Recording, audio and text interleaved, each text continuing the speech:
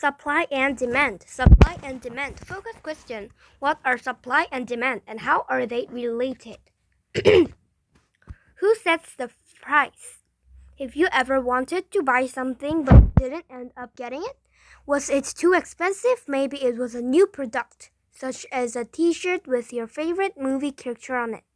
You might have gone back to the store once the t-shirt was on sale. Did you buy it then? Probably not. You'd rather get a shirt for a newer movie. Why do things cost what they do? When people decide to buy something, they take part in an interaction with a seller. Any place where sellers and buyers come together to do business is called a market. In a market, buyers exchange money with sellers for goods, such as toys, and services, such as haircuts. You have probably noticed that goods and services can vary widely in price. Even the same kinds of things, such as cars, clothes, or food, can be cheap or expensive.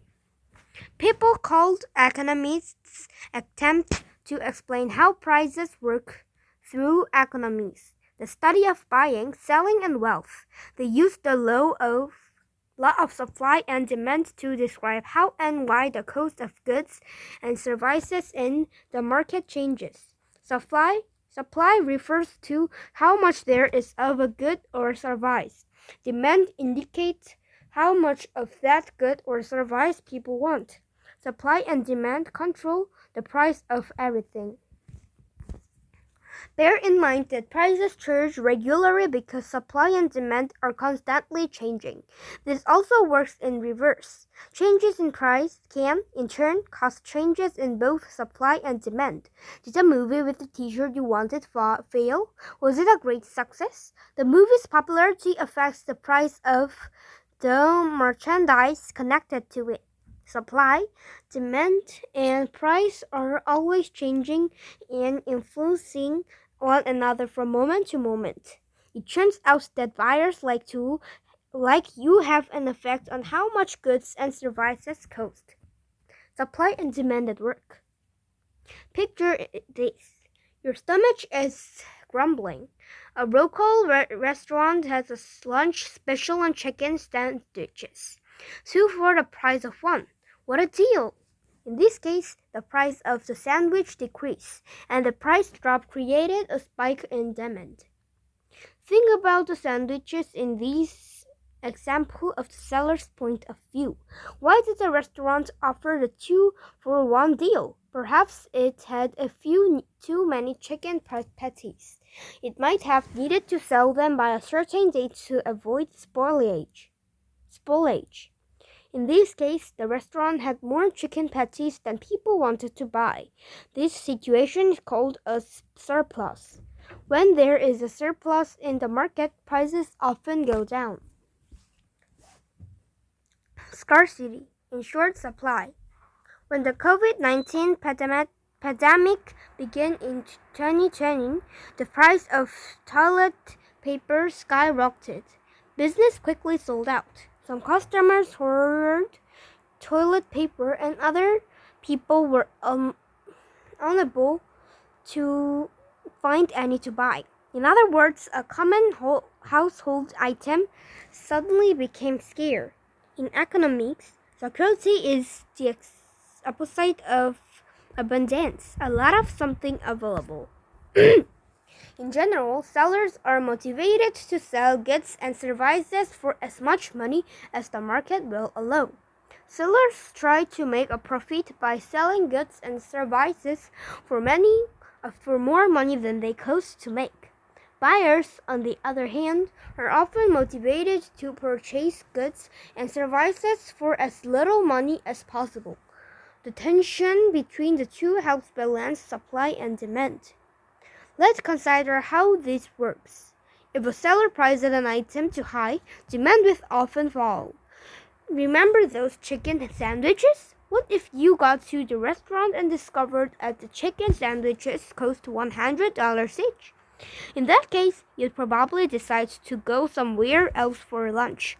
Demand for the chicken sandwich would decrease as the price increased.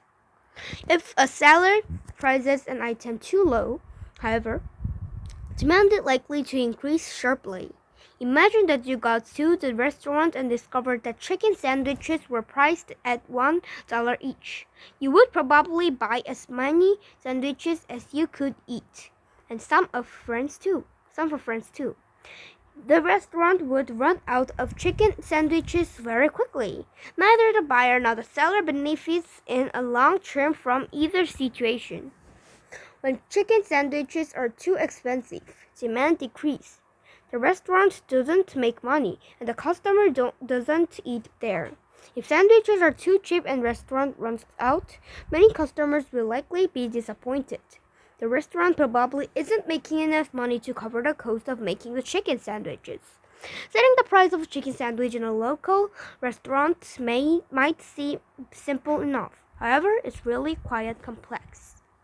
The restaurant must consider the price it pays for ingredients from suppliers. How much does it pay its employees? What's the cost of maintaining the restaurant, including energy bills and rent?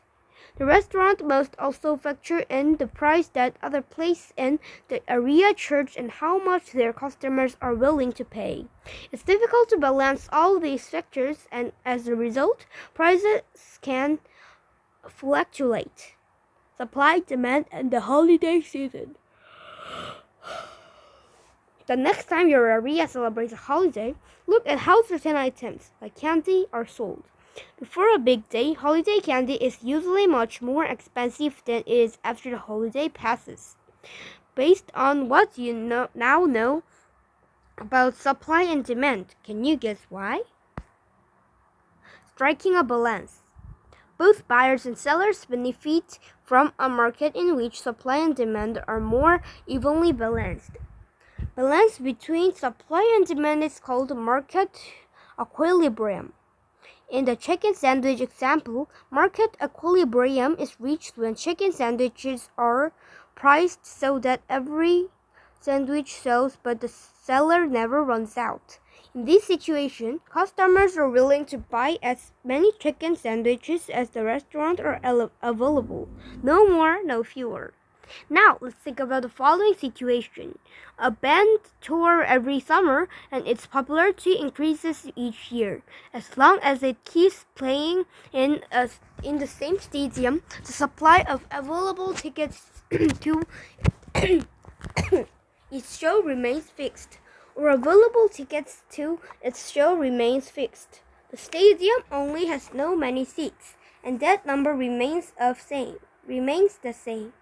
In this case, the market equilibrium price of a ticket is likely to rise as the band becomes more popular and demand for tickets increases. How emotion affects supply and demand.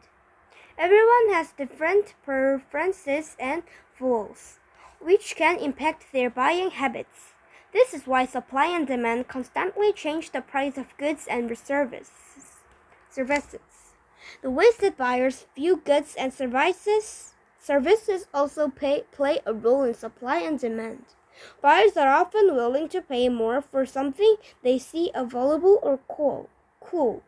Each buyer makes those calculations differently, based on their own personality and budget. Juice, for example, can vary greatly in price depending on buyer preferences. A pair of plain Snickers is typically much cheaper than a pair connected to a celebrity athlete's name. Some buyers see value in the athlete's endorsement and are willing to pay more for the celebrity factor. The buyers want to buy the cheapest shoes they can find. Based on their own values and situation, every buyer is different. How do you play a role in supply and demand? By now you must have realized how often you and everyone you know take part in markets in daily life. Take a moment to think about the goods and services you and your family often buy. The next time the price of one of them increases or decreases, notice how you feel. Did demand for the item, how much you wanted it, change as a result of the change in price? Why would they have happened? When you buy something, candy or a house, you are taking part in the push and push and pull between supply and demand.